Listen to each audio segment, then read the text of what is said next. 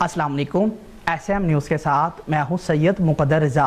SM news studio में खुशामदीद। खबरों के सिलसिले को मज़ीद आगे बढ़ाते हुए खबर शामिल करते हैं माछीवाल से।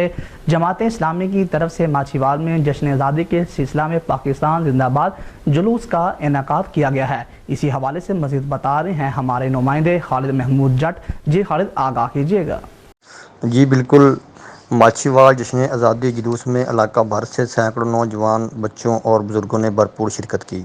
नौजवानों और बच्चों ने हाथों में कौमी परचम थामे हुए थे और पाकिस्तान जिंदाबाद के नारे लगाए।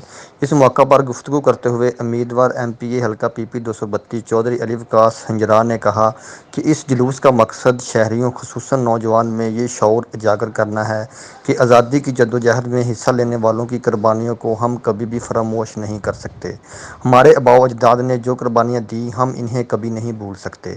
आज़ादी की नेमत हासिल करने के लिए जो लाजवाल कुर्बानियाँ दी गईं, इनकी लाज रखते हुए हमें अपने वतन की सल्तनत को दुश्मन के अयारों से महफूज बनाना है। हमें अपने रोशन कल के लिए जद्दोजहद करना होगी। पाकिस्तान जिंदाबाद जुलूस 557 रोड से शुरू होकर अड्डा माछीवाल पर अख्ताम पजीर हुआ।